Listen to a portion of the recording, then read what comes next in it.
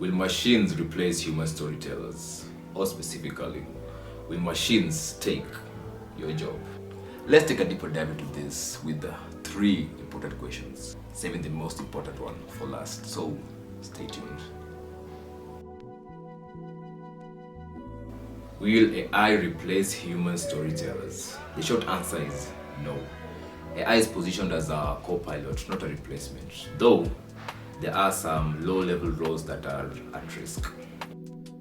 In Kenya newsrooms, artificial intelligence can be incorporated into roles such as content generation, where it can be used in writing templated articles for routine, structured data like weather reports, sports scores, and corporate financial updates.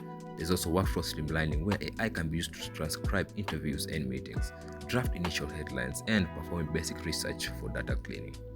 There's also content distribution, where AI can be used to personalize content feeds and determine the optimal time to publish a story to maximize audience engagement. We also have roles unique to human skills that AI cannot replace. These roles may include investigative depth, ethical oversight, and cultural context. There's that human trait that is used in applying journalistic ethics, determining the public interest, and managing the human element of a story. An important factor many tend to neglect is that AI and machinery are but tools. We'll get into that later on to our second question. What are the opportunities and challenges for journalists? Opportunities provided by artificial intelligence include enhanced investigative journalism, where AI tools allow journalists to sift through massive databases quickly, identify patterns of corruption or misuse of public funds, and verify information from multiple sources.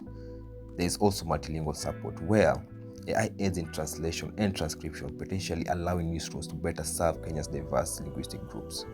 There's also risk mitigation, where AI-driven tools can help in flagging misinformation and toxic content much faster than manual human review. Challenges faced may include and not limited to job displacement and reskilling.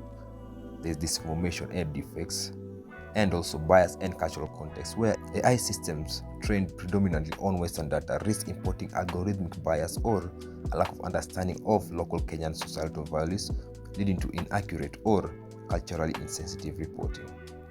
Down to the final question.